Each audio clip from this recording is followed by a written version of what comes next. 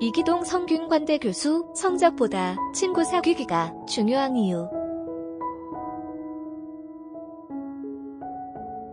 자녀가 성공하길 바라는 것은 모든 부모가 가진 마음이다. 그런데 성공이란 무엇일까? 성공한 사람은 재능이 뛰어나거나 다양한 지식을 가진 잘난 사람들이 아니다. 성공의 정의를 바로잡으면 누구나 흔들리지 않는 육아의 지혜를 터득할 수 있다. 수십 년간 동양 철학을 연구하며 인간의 삶과 행복을 고민해온 성균관대 이기동 교수의 자녀 교육법은 좋은 본보기가 된다. 이기동 교수는 국내 최초로 대학을 비롯해 논어, 맹자, 중용, 시경 등을 완역, 주해한 동양 철학 분야의 석학이다. 성균관대에서 유학학사 및 동양 철학 석사 학위를 받고 일본 스쿠바 대학에서 철학사상 연구학 박사과정을 수료했다. 성균관대 유학대학장과 대학원장을 역임했으며 하버드대 옌칭연구소와 대만 국립정치대학에서 초빙연구원으로 활동했다. 시민을 위한 동양철학 강당인 동인문화원을 연 후 십수년간 동양 고전의 지혜를 알려주고 있다. 66년간 하버드대학교 졸업생 추적 조사 결과 동양과 서양을 막론하고 예로부터 명문가에서는 자녀 교육을 중요하게 생각했다. 그러나 명문가에서는 어느 누구도 1등이 되는 법을 알려주지는 않았다. 그보다 예의를 지키고 타인의 마음을 헤아리는 따뜻한 마음을 강조했다. 이 교수는 66년간 하버드대학 졸업생을 추적 조사했다. 그 결과 학벌과 성적은 성공과 행복에 아무런 영향을 미치지 못했다. 목표를 이루고 행복한 삶을 산 사람들은 신뢰 깊은 인간관계를 맺고 조화롭게 타인과 교류하며 산 이들이었다. 자기밖에 모르고 이기는 법만 교육받은 아이는 정작 사회에서 살아남지 못해요.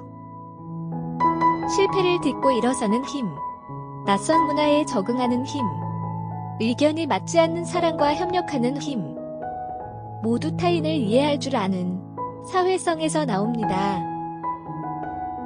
혼자 노는 아이는 결코 성공할 수 없어요. 아이가 행복하고 성공하길 바란다면 그 무엇보다 더불어 사는 법을 가르치세요. 사회성이 뛰어난 아이가 성공한다. 열심히 공부해서 명문대학을 나오면 괜찮은 직업을 갖고 안정적인 미래를 만들 수 있는 시대는 지나갔다. AI 시대에는 사람들이 어떤 것에 관심을 두고 즐거워하는지를 알고 그들이 필요로 하는 것을 한 발 앞서 찾아내는 능력, 즉 사회성이 필요하다. 사회성은 호기심과 안목을 길러준다. 높은 성적을 받는 것보다 좋은 친구, 좋은 이웃, 좋은 동료를 만드는 일이 훨씬 더 중요한 것이다. 이런 능력을 기르는 방법은 하나뿐이다. 인간관계 속으로 들어가 더불어 살아가는 방법을 배워야 한다. 왜 10살 전인가? 건강한 사회성은 타고나는 것도 키가 자라듯 저절로 크는 것도 아니다. 부모가 믿음직한 버팀목이 되어 신뢰와 애정을 주고 아이의 감정을 헤아리며 대화를 나눠야 가능한 일이다. 더욱이 인간의 자아는 만 6살까지 70%가 완성된다. 초등학교 저학년 때 경험한 첫 사회생활이 좋았는지 나빴는지에 따라 앞으로의 사회 적응력이 좌지우지된다. 즉, 10살 전의 아이가 어떤 경험을 하고 어떤 마음을 갖느냐에 따라 인생을 대하는 태도와 관점이 결정된다는 말이다. 그러므로 똑똑하고 행복한 아이로 키우고 싶다면 10살 전에 꼭 신뢰와 애정이 있는 관계를 맺을 줄 아는 능력, 사회성을 길러줘야 한다. 부모가 아이와 대화할 때 하나하나 세심하게 살펴야 해요. 아주 작은 아이잖아요. 어린아이에게는 이러한 작은 일상이 쌓이고 쌓이는 겁니다. 옛말에 3살 버른 여든 간다고 했듯 10살 전에 더불어 사는 법을 가르쳐야 하는 이유도 바로 이 때문입니다. 훌륭한 부모가 키운 훌륭한 아이. 사랑과 존중, 배려는 가정에서 시작된다.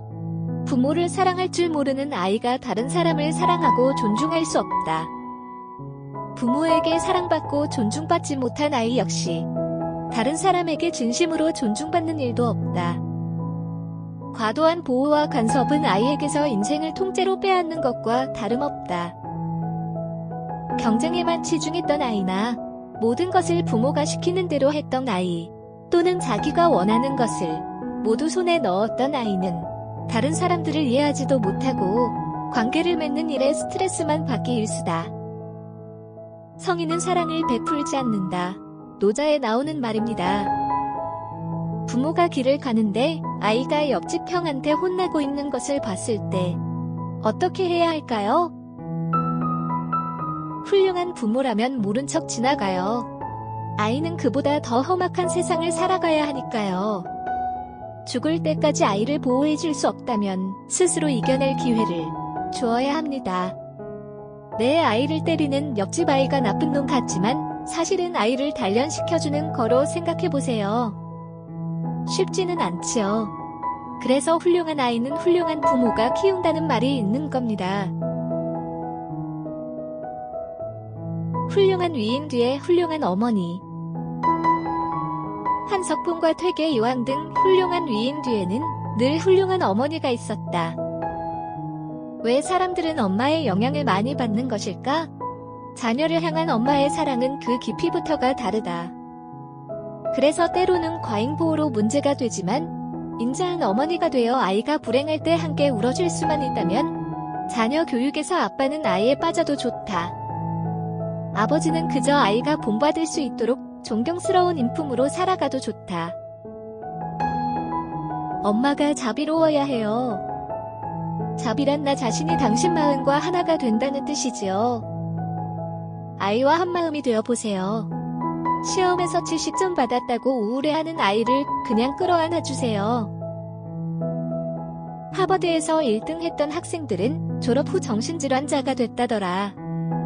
성적 좋은 사람보다 친구랑 잘 어울리는 사람이 성공한단다. 처칠은 낙제한 적도 있다던데 우리 애는 앞으로 성공하겠구나. 이런 말도 덧붙여주면 더욱 좋겠지요. 옆집 아이와 비교하며 잔소리하는 건 절대 금물입니다. 이기동 교수는 세상이 어떻게 바뀌든 좌절하지 않는 아이로 키우고 싶은 부모라면 따뜻한 마음으로 자신 먼저 훌륭한 모습으로 자녀에게 더불어 사는 법을 물려주는 것이 현명한 부모의 자세라고 강조했다.